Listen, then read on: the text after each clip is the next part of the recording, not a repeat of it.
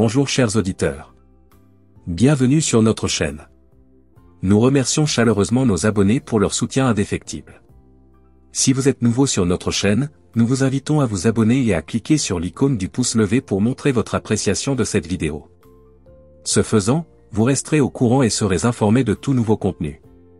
Aujourd'hui, nous avons le plaisir de vous présenter la leçon 9 du deuxième trimestre de l'année 2024. Le titre de cette leçon: Le fondement du gouvernement de Dieu. Prions. Notre Père qui est aux cieux. Merci pour cette leçon. Aide-nous à la comprendre. Seigneur, aide-nous à mettre en pratique ce que nous apprenons. Au nom de Jésus, nous te prions. Amen. Notre texte clé se trouve dans Apocalypse 12, verset 17. Le dragon fut irrité contre la femme, et il alla faire la guerre au reste de sa postérité, à ceux qui gardent les commandements de Dieu et qui ont le témoignage de Jésus-Christ. Chers auditeurs, grâce à une étude intensive de la Bible, les adventistes ont compris la signification de la loi dans le lieu très saint du sanctuaire céleste. En regardant au cœur de la loi de Dieu, ils ont aussi découvert la signification du sabbat, le quatrième commandement. En fait, ce commandement, plus que tout autre, identifie clairement Dieu comme notre Créateur, le fondement de toute véritable adoration, un thème qui sera particulièrement pertinent dans les derniers jours de l'histoire de la Terre. Depuis le début, le but de Satan a été de contrecarrer l'adoration de Dieu en sapant la loi de Dieu. Il sait qu'offenser, en un point, signifie être coupable de tout, comme nous le voyons dans Jacques, chapitre 2, verset 10. Il encourage donc les gens à transgresser la loi de Dieu. Satan déteste le sabbat parce qu'il rappelle aux gens le Créateur et la façon dont il doit être adoré. Mais il est également inscrit dans la loi de Dieu, dans le lieu très saint du sanctuaire céleste. Parce que la loi est ce qui définit le péché, tant que les gens cherchent à être fidèles à Dieu, alors sa loi doit continuer à être valide, y compris le commandement du sabbat. Le but de cette leçon est de montrer le lien entre le sanctuaire, la loi de Dieu, le sabbat, et la crise à venir concernant la marque de la bête. Nous explorerons également la pertinence du sabbat pour la génération de la fin des temps. La leçon du dimanche, le sanctuaire et la loi, explore la signification de l'Arche de l'Alliance et de son contenu dans le contexte du sanctuaire, en se concentrant particulièrement sur les 10 commandements et leur pertinence durable. Voici un résumé des points clés. 1. Contenu de l'Arche de l'Alliance, située dans le lieu très saint, contenait les 10 commandements, écrits sur des tables de pierre par la main de Dieu. 2. Le jour des expiations, c'était un jour de jugement où le grand prêtre entrait dans le lieu très saint pour expier les péchés d'Israël. C'était un moment de repentir et d'examen de conscience, qui soulignait la gravité du péché et la nécessité de l'expiation. 3. Symbolisme de l'Arche. L'Arche représentait l'alliance et la loi de Dieu, et le propitiatoire, son couvercle, où le sang du sacrifice était répandu, symbolisait la miséricorde et la justice de Dieu. 4. La vision du sanctuaire céleste. La vision de Jean du temple ouvert dans le ciel avec l'Arche signifie la nature durable de la loi de Dieu, que les croyants adventistes reconnaissent comme inchangée et toujours pertinente après la croix. 5. La grande controverse. Ellen White a souligné que la loi divine dans le sanctuaire céleste est l'original, les copies terrestres reflétant sa nature immuable. Cette compréhension souligne le caractère sacré et permanent des 10 commandements.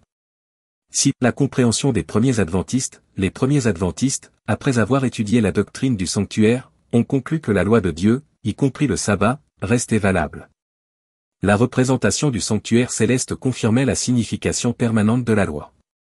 Cette leçon souligne l'intégration de la justice et de la miséricorde de Dieu, la permanence de ses commandements et l'importance de la foi dans le sang expiatoire du Christ pour l'élimination du péché. Leçon du mardi, le sabbat et la loi. Cette leçon met en évidence le lien profond entre la création, le sabbat et la loi de Dieu. Elle souligne la valeur de l'humanité aux yeux de Dieu, en s'opposant à la vision scientifique commune selon laquelle la vie est un accident cosmique. Au contraire, la Bible enseigne que Jésus nous a créés, ce qui le rend digne d'être adoré à la fois pour la création et la rédemption. Voici les points clés de cette leçon. Création et valeur. Nous sommes créés intentionnellement par Dieu, et non des êtres accidentels, ce qui souligne notre valeur et notre but. Le sabbat, institué à la fin de la création, le sabbat est un jour hebdomadaire de repos et d'adoration, célébrant l'œuvre créatrice de Dieu et offrant une bénédiction spéciale. Signification du sabbat, il symbolise le repos, la grâce et l'assurance, soulignant notre dépendance à l'égard de Dieu pour le salut. Il est un signe de loyauté envers le Créateur et reflète son amour et sa sollicitude. Message de la fin des temps, Apocalypse 14 appelle les hommes à honorer Dieu en observant le sabbat, reliant ainsi la perfection de l'Éden à la promesse d'une nouvelle création. Symbole éternel de l'amour et de la rédemption de Dieu, le sabbat nous invite à nous reposer dans sa grâce et à attendre la restauration de toutes choses. Leçon du mercredi, la marque de la bête. La leçon se penche sur la représentation que donne l'Apocalypse du conflit cosmique entre le Christ et Satan, en mettant l'accent sur la bataille finale concernant l'adoration. Point clé. La colère de Satan, Apocalypse 12 versets 12 et 17 et Apocalypse 13 verset 7 révèle la colère féroce de Satan envers le peuple de Dieu à la fin des temps. Il cherche à les persécuter, en particulier ceux qui respectent les commandements de Dieu. L'attaque finale, Apocalypse 12 décrit l'assaut final de Satan contre le peuple de Dieu, tandis qu'Apocalypse 13 présente deux alliés, la bête de la mer et la bête de la terre, qui collaborent à la persécution des fidèles de Dieu. Le thème de l'adoration, tout au long de l'Apocalypse, un thème clé émerge, le choix entre l'adoration du Créateur et quelque chose d'autre. Cela fait écho à l'ancien conflit dans le ciel où Satan cherchait à usurper l'adoration de Dieu. La bête de mer et le sabbat, Apocalypse 13 identifie la bête de mer, semblable à la petite corne de Daniel, comme une puissance qui tente de changer les temps et les lois, y compris le sabbat. En remplaçant le jour du culte par le dimanche, cette puissance conteste l'autorité de Dieu. Le conflit final, l'essence du conflit final tourne autour de la vraie et de la fausse adoration. Ceux qui sont fidèles à Dieu sont décrits comme respectant ses commandements, y compris le sabbat du 7e jour. La marque de la bête, ceux qui rejettent l'appel de Dieu à adorer en son saint jour et qui, au lieu de cela, suivent le culte contrefait de la bête, en particulier le dimanche, recevront la marque de la bête. Le livre de l'Apocalypse dépeint une confrontation finale entre le vrai et le faux culte, où l'allégeance au commandement de Dieu, y compris l'observance du sabbat, devient un facteur déterminant pour la destinée de chacun. Leçon du jeudi, le message des trois anges. La leçon du jeudi explore les messages profonds délivrés par les trois anges dans le livre de l'Apocalypse, qui constitue un élément central du récit de la fin des temps. Ces messages sont un appel à l'humanité pour qu'elle réaligne son allégeance et son adoration envers Dieu, en particulier à la lumière du jugement imminent. La proclamation du premier ange met l'accent sur la crainte de Dieu, sur le fait de lui rendre gloire et de le reconnaître comme le Créateur. Cela souligne l'urgence pour l'humanité de reconnaître la souveraineté de Dieu et de l'adorer de tout cœur. Le message du deuxième ange annonce la chute de Babylone, symbole d'un système religieux corrompu qui détourne les gens de la véritable adoration. Il sert d'avertissement contre les fausses doctrines et pratiques qui détournent l'adoration de Dieu.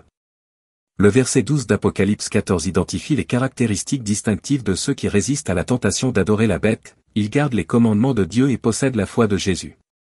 Cela souligne l'importance de l'obéissance à la loi de Dieu et de la confiance inébranlable en lui, même face à la persécution.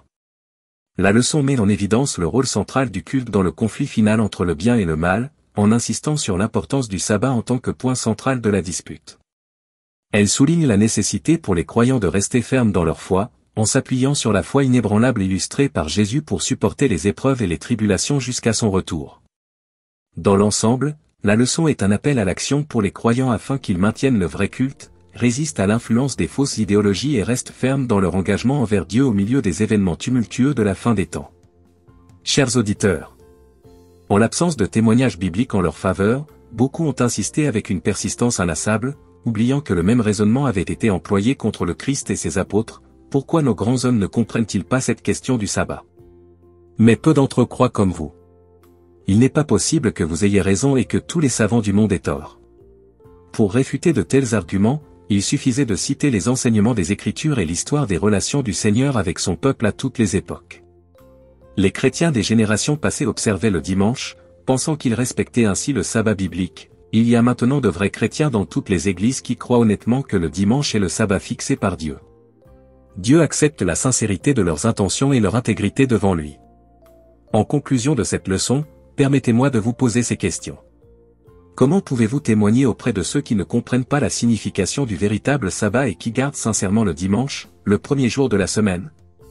Et comment la compréhension du jugement et de la loi de Dieu s'harmonise-t-elle avec le fait que nous sommes sauvés par la seule grâce? Je vous encourage à partager ces leçons avec vos amis et à votre famille. Que Dieu vous bénisse alors que vous continuez à chercher à comprendre et à grandir dans votre relation avec lui. Amen.